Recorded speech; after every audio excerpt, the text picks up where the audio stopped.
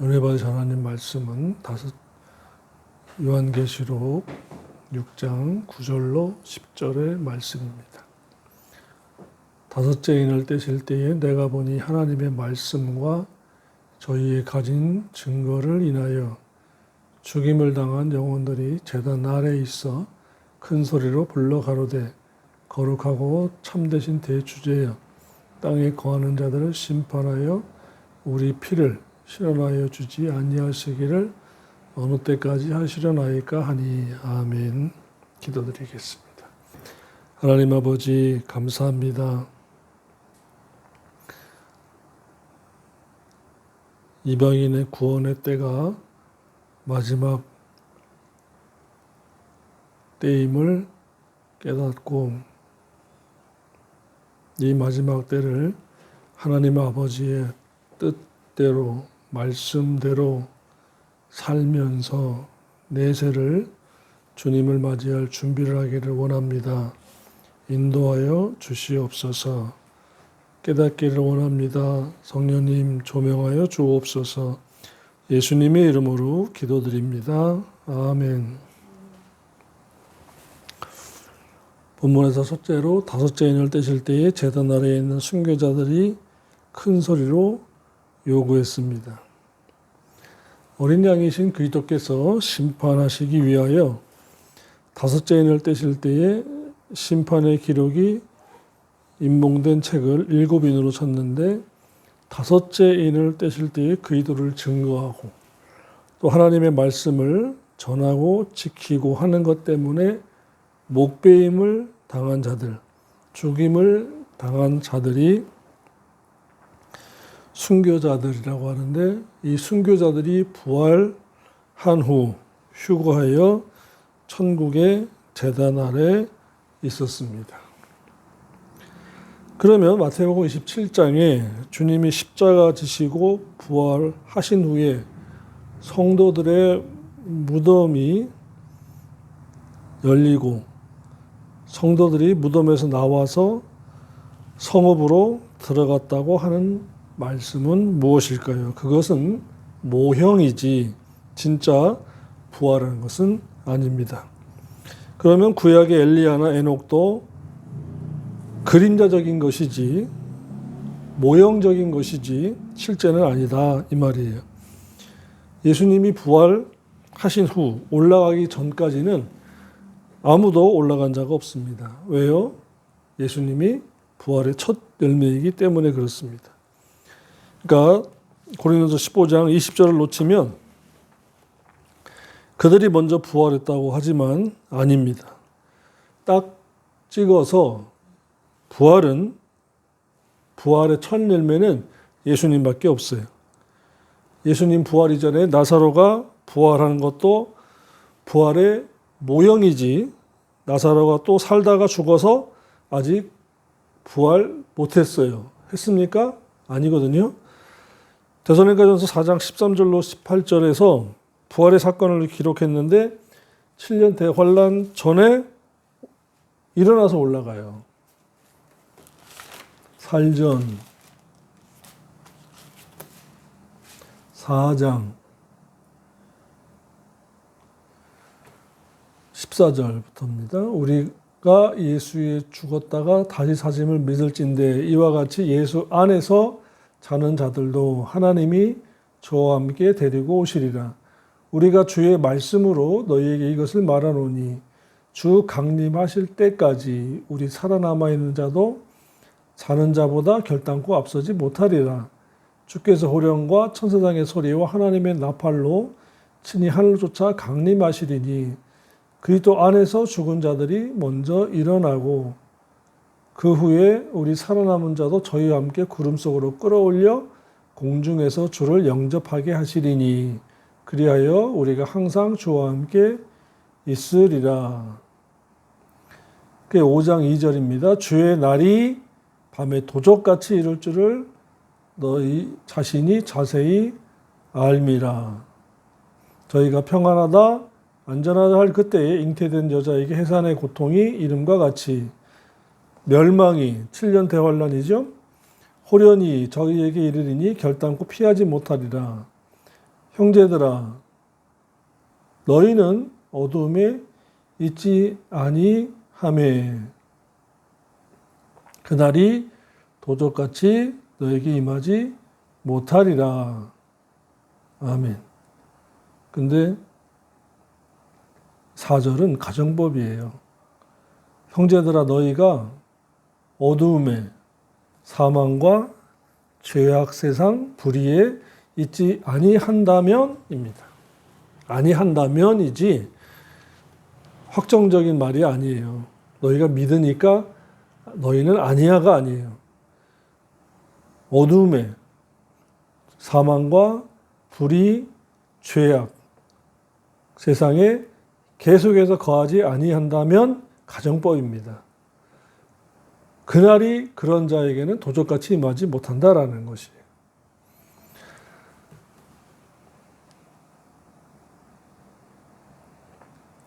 그러니까 주의 날이 도적같이, 그러니까 교회 시대가 끝나니까 그때 이제 신부단장한 사람들을 데리러 가겠다라는 것입니다. 7년 대환란 직전에 일어날 일이다 그 말이에요. 주의 강림이 7년 대환란 전에 이방인의 접붙임 받은 때의 마지막 추수 때에 임하시면서 데려가고 마지막 한 일에 유대인을 위한 한 일회가 이제 7년 대환란인데 그때는 14만 4천인 유대인이 중점적으로 구원받을 때라는 것이에요. 그러니까 지금 사도 바울이 데살로니가 교회를 향해서 하신 말씀이 오늘 이 마지막 때를 살아가는 우리에게도 하시는 말씀입니다.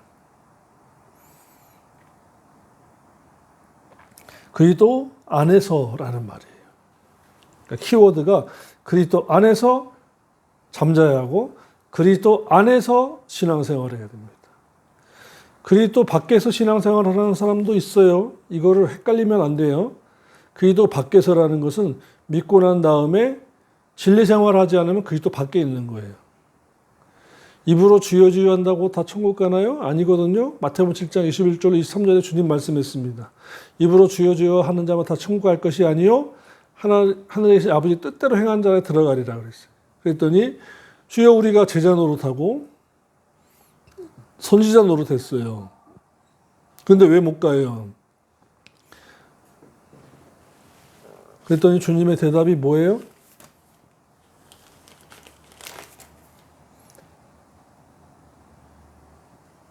(23절에) 그때에 내가 너에게 이르니 밝히 말하되 공개적으로 말하되 내가 너희를 도무지 알지 못하니 불법을 행하는 자들아.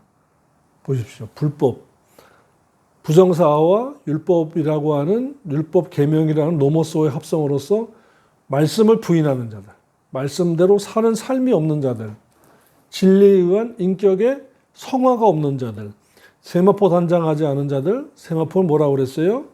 요한계시록 19장 7, 8절에 성도의 옳은 행실이다 그랬습니다. 그리고 말라기 3장 16절에 기념책에 기록된 의행을 하지 않은 자들, 불법을 행하는 자들아 내게서 영원히 떠나가라 하리라고 말씀했습니다. 그러니까 21절에 입으로 주여 주여 하는 것은 믿는 자지만 영은 중생에서 생명책의 이름이 기록되고 원죄는 사함 얻었지만 23절에 불법, 아노미아, 말씀, 진리, 계명을 부정하는 부정사가 붙었으므로 부인하는 삶을 사는 사람들, 그 사람들은 천국 못 간다라고 분명히 말씀했습니다. 그러므로 한 번 구원, 영원 구원이 아닙니다. 예수 믿으면 천년왕국에 들어간다? 아닙니다. 예수 믿으면 부활한다? 아닙니다. 이것이 성경입니다. 그러므로 저는 저뿐만 아니라 다른 목사님들도 그래야 하겠죠. 성경에 없는 말을 하면 안 된다라는 거예요.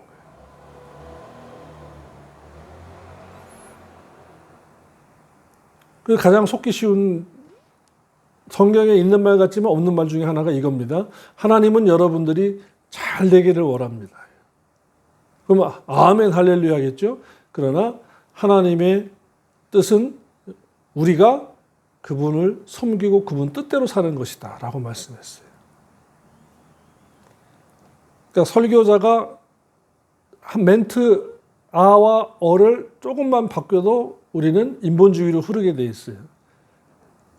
그렇기 때문에 설교하는 저나 듣는 여러분들은 말씀 성경을 가지고 말씀에 있나 없나를 대조하면서 들어야 하는, 이것이 깨어있는 청중이에요.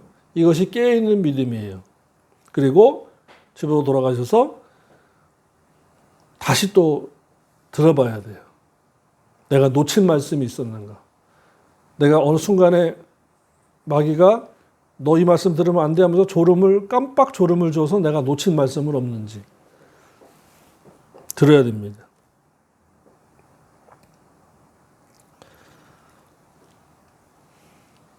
두 번째로 순교자들이 어떤 것을 순교자라고 하느냐? 하나님 말씀을 지키느라고 또한 그 시대의 복음을 증거하느라고 죽임을 당한 자만 순교자입니다. 이것이 성경적 순교자예요. 20장 계시록 20장 4절 말씀 볼까요? 또 내가 보좌들을 보니 거기에 앉은 자들이 있어 심판하는 권세를 받았더라. 또 내가 보니,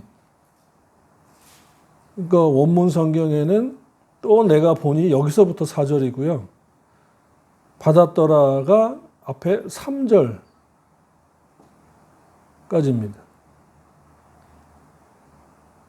또 내가 보니 예수의 증거와 하나님의 말씀을 인하여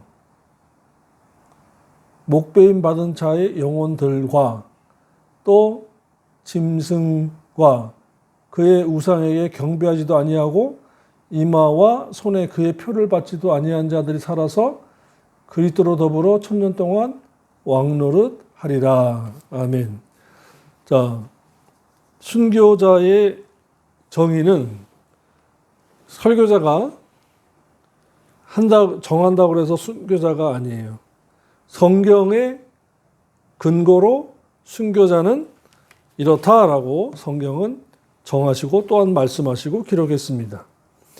예수의 증거와 하나님 말씀 증거하는 것 때문에 목배임 받은 자들의 영혼, 또 짐승과 우상에게 경배하지도 아니하고 이마와 손에 표를 받지 않는 자들이 살아서라고 말씀했습니다.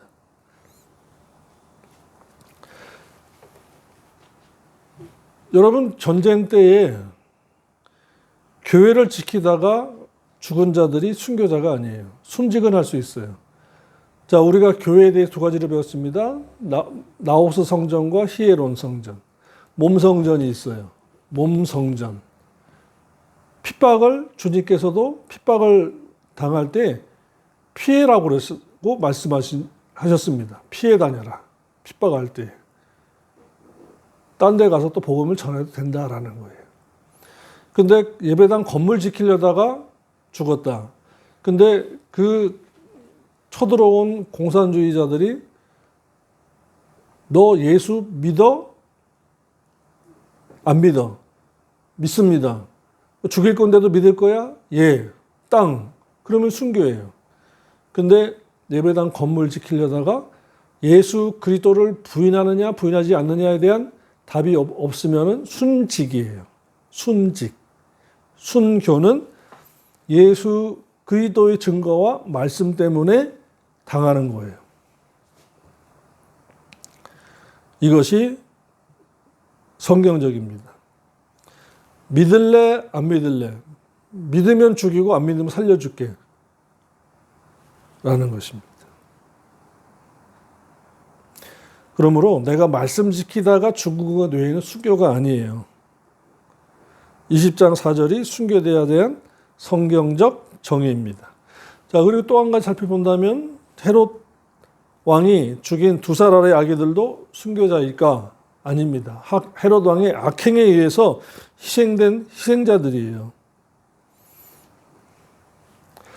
자, 그런데 계시록 20장 4절에 보면은 순교자가 두 세대별로 두 그룹이 나옵니다. 창세기부터 휴거 직전까지 순교자 그룹이 하나 있고, 예수의 증거와 하나님의 말씀이나 목배임 받은 자의 영혼들과, 그 다음에 이제 7년 대환란 시절에 짐승과 적그리스도와 그의 우상에게 경배하지도 아니하고 이마와 손에 그의 표를 받지도 아니한 순교자들. 그래서 구약에서부터 예수님 오시기까지의 1그룹의 순교자와 7년 대환란 중에 짐승의 표를 안 받고 죽는 두 번째 그룹의 순교자가 있습니다. 그래서 계시록 14장 13절인데요. 또 내가 들으니 하늘에서 음성이 나서 가로되 기록하라. 자금 이후로 주 안에서 죽는 자들은 행복하다 하시매 성령이 가라사대 그러하다 저희 수고를 그치고 쉬리니 저희의 행한 일이 따름이라 하시더라. 아멘. 그 옆에 뭐라고 되어 있어요? 짐승과 그의 우상에게 경배하고 그 이름의 표를 받는 자는 누구든지 밤낮 쉼을 얻지 못하리라. 그러니까 받지 않은 자들은 성도들의 인내가 여기 있나니 저희는 하나님의 계명과 예수 믿음을 지키는 자더라라고 말씀했습니다. 자, 그래서 두 세대의 순교자가 있다. 1세대는 창세 이후로 주님의 공중 강림 때까지의 순교자들. 근데 그것이 하나님의 말씀과 예수 그리스도의 믿음에 대해서 순교한 자들이고, 또 하나는 7년 대환란 중에 짐승의 표 받고 지옥 가느니 주 안에서 지금 이후로 표 안 받고 주 안에서 죽는 것이 행복하다라고 한 말씀과 같이 666 표를 받지 않고 짐승을 우상 숭배하지 않는서 죽임을 당한 자, 비참하게 죽인다라고 창세 이후로 그런 죽음을 없다. 정말 고통스럽게 죽인다라고 하는 것 합니다. 그래서 신약에서 순교자의 정의를 보면은 사도행전 7장 59절이에요. 사도행전 7장 59절의 말씀입니다.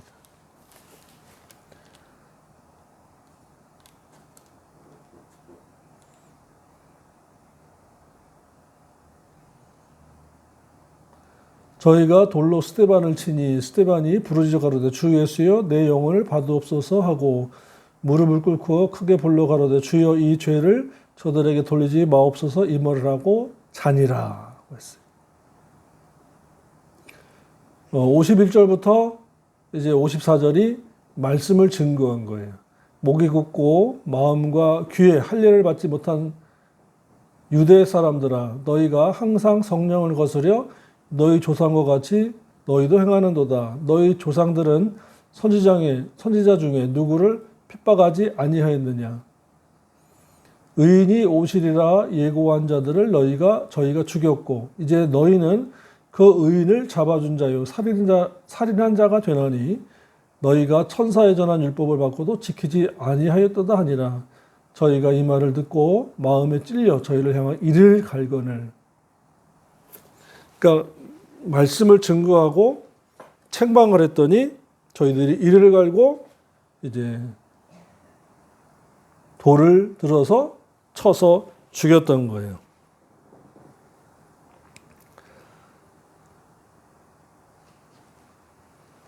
그러니까 성경적인 순교자는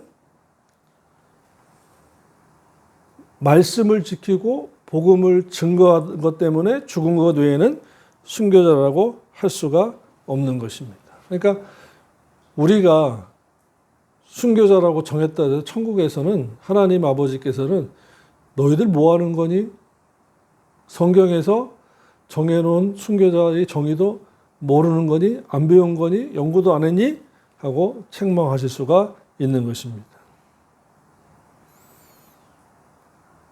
세례 요한도 사실은 순교자가 아니에요. 예수님 때문에 죽은 것이 아니라 헤롯 안의 악행을 간섭하다가 감옥에 갇혀서 예수님께서 빼줄 것을 기다리다가 제자들을 보냈는데 오시리가 당신이니까 하는 질문에 나로 인하여 실족하지 않는 자가 복되도다 하시고 내가 하는 일을 보고 그대로 가서 일러라고 하셨는데 가니까 그러니까는 세례 요한이 낙심해서 낙심한 끝에 믿음을 팔아먹은 거예요.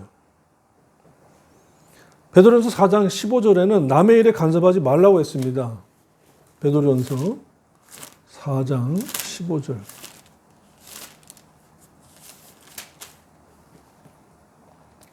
너희 중에 누구든지 살인이나 도적질이나 악행이나 남의 일을 간섭하는 자로 고난받지 말려니와. 인간적인 부도덕한 일에 참견하지 말라는 거예요.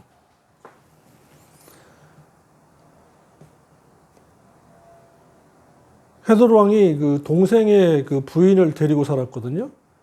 거기에 대해서 막 이제 도덕적으로 옳지 않다, 글렀다, 너 그러면 안 돼 하면서 책망을 하니까 여자가 오니얼에 서리가 내린다나 해서 여자가 이렇게 꽁 있다가 이제 자기 딸을 음란한 춤을 추게 해서 아유 이 나라에 있는 거 다 죽게 하니까 세례 요한의 목을 쟁반에 달라고 해서 죽은 겁니다. 남의 일을 참견하지 말라는 거예요. 제가 여러분들을 깨우치기 위해서 정치적인 얘기는 할 수 있습니다. 그런 얘기는 할 수 있으나 가담해서는 안 돼요. 남의 일이라는 거예요. 세상 일이라는 거예요.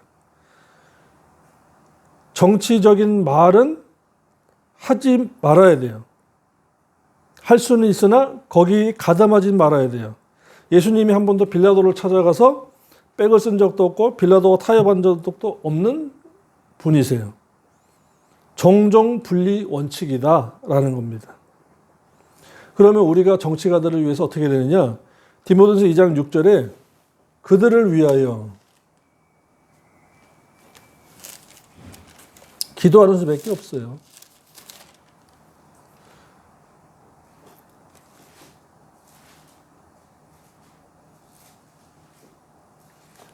(2장 2절입니다) 2장 2절에 임금들과 1절부터 볼게요. 그러므로 모두 내가 첫째로 권하노니 모든 사람을 위하여 간구와 기도와 도구와 감사를 하되 임금들과 높은 지위에 있는 모든 사람을 위하여 하라. 정치가들이죠. 대통령과 통치자와 정치가들. 이는 우리가 모든 경건과 단정한 중에 고요하고 평안한 신앙생활을 하려 함이라. 이것이 우리 구주 하나님 앞에 선하고 받으실만 하니 라고 하신 거예요.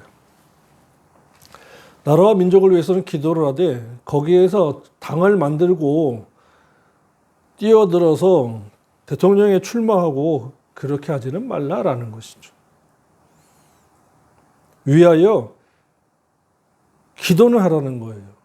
기도회에, 기도 모임에 초청해서 앉혀놓고 권면도 하고 안건도 제시하고 위하여 기도해 줄 수는 있지만 당을 만들고 거기에 뛰어들지는 말라라고 말씀하신 것입니다. 그렇게 되니까 자꾸 자기 생각하고 정치 따라가고 세상 지식으로 말하게 되어 있는 것이에요. 그런 자를 보고 경건한 자라고 주님은 말씀하지 않으셨습니다. 그래서 베드로전서 4장 11절에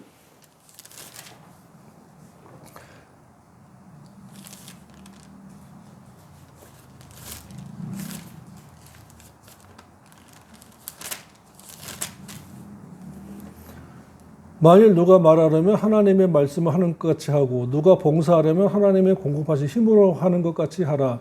이는 범사의 예수 그리스도로 말미암아 하나님이 영광을 받으시게 하려 함이니 그에게 영광과 권능이 세세무궁토록 있느니라. 아멘.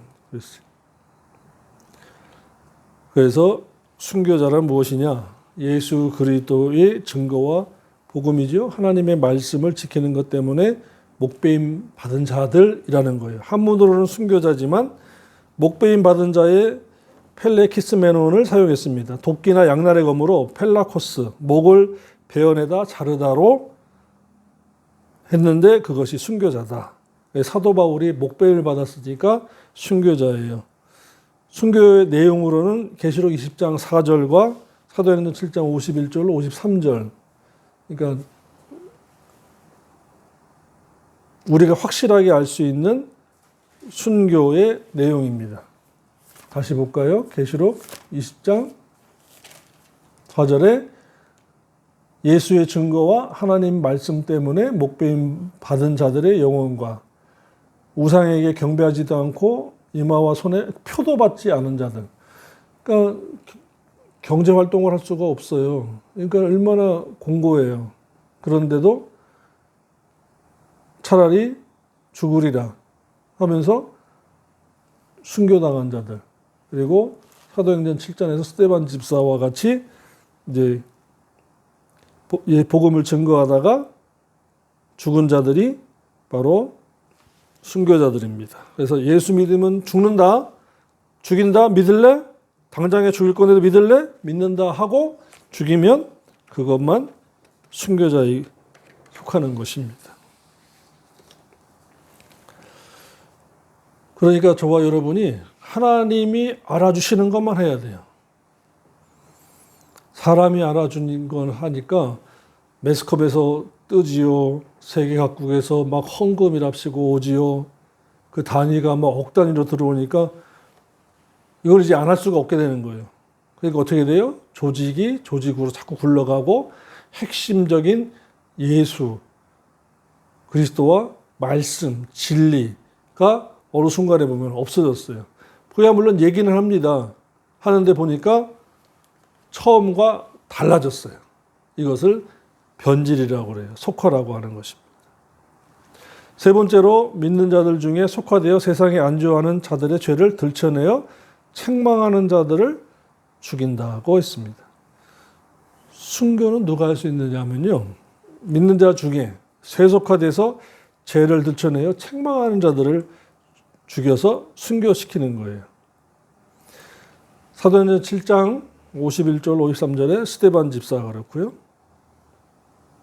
불신 세상에 불신자들은 예수 그리스도에 관한 복음을 전하고 신자들에게는 말씀을 전하고 죄를 지은 자들에게는 죄를 들춰내서 회개하라고 책망하는 자를 세속으로부터 스스로 지키지 못하고 세속에 물들어서 불신 세상에서 영원히 살 줄 착각해서 불신 세상과 짝하여 사랑하고 안주하고 사는 신자들이, 믿는 자들이 자신들을 불신앙을 지적하고 믿음이 죽은 것을 지적하고 영이 또다시 죽은 것을 책망하면은 미워하여 죽이기를 마치 죄를 들춰내어 책망하는 스데반을 돌로 쳐 죽인 것 같이 죽일 것이다 라는 것입니다.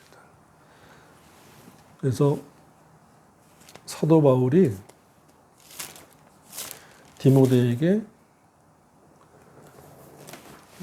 디모데전서 6장 17절의 말씀을 보면요. 내가 이 세대의 부한 자들을 명해서 교만하지 않게 하고 정하여 없는 재물에 소망을 두지 말고 오직 우리에게 모든 것을 후히 주사 누리게 하신 하나님께 두며 선한 일을 행하고 선한 사업에 부하고 나눠주기를 좋아하며 동정하는 자가 되게 하라. 이것이 장래의 자기를 위해 좋은 터를 쌓아 생명을 취하는 것이니라고 했습니다. 근데 이것을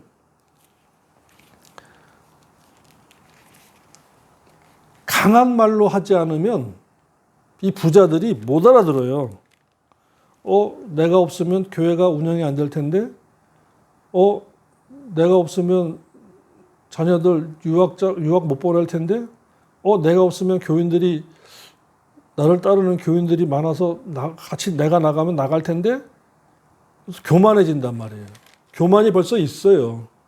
그런데 마음을 높이지 말고 여기에서 명하여라고 했는데 책망하며 권면하여라는 것입니다. 명하여, 명령하여. 디모데와 같이 젊은 목사가 당시의 교회에 이와 같이 재정이 있고 권력이 있고 권세가 있는 나이 든 사람들이거든요. 명하라고 그랬어요.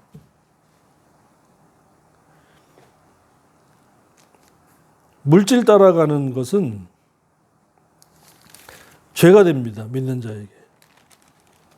그래서 디모데후서 3장 16, 17절에 모든 성경은 하나님의 감동으로 된 것으로 교훈과 책망과 바르게 함과 의로 교육하기에 유익하니 이는 하나님의 사람으로 온전케 하며 모든 선한 일을 행하기에 온전케 하려 함이라. 아멘.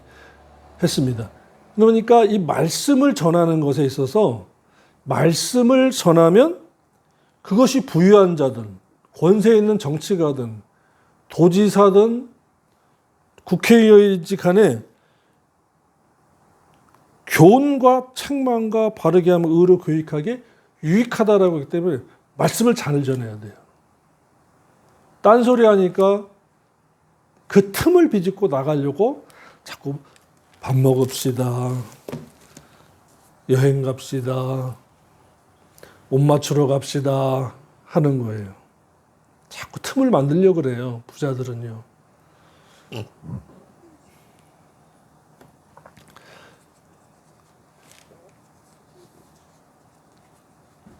그래서 말씀을 가지고 자꾸 가르치면 하나님께서 거역하는 자를 온유함으로 징계할지니 세상의 부자와 정치가와 고위 공무원을 징계할 수 있어요? 근데 말씀을 가르치면 그것이 징계가 돼요. 징계가 들어가는 거예요. 하나님 앞에. 하나님이 저에게 회개함을 주사 진리를 알게 하실 것입니다. 회개치 아니하면 머리 위에 숯불을 쌓은 것처럼 잠 못 이루게 하고 번민의 밤을 가게 하거든요. 저희롭게요 마귀의 올무에서 벗어나. 마귀의 올무가 바로 교만이에요. 이 욕심과 교만은 자전거의 앞바퀴와 뒷바퀴에 같고 자동차의 오른쪽 왼쪽 바퀴와 같아요.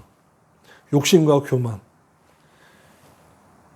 이것에서 벗어나게 하고 하나님께 사로잡힌 바 되어 그 뜻을 쫓게 할 수 있는 것은 바로 순교자적인 정신을 가지고 성경 말씀을 전할 때 가능한 것입니다.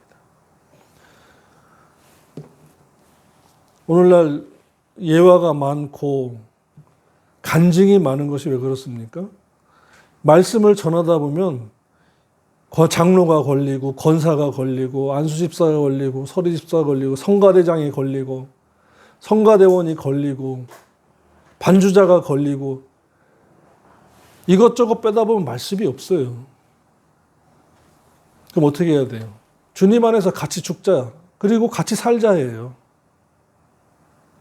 이와 같이 말씀 전하는 것이 쉬운 것이 아닙니다.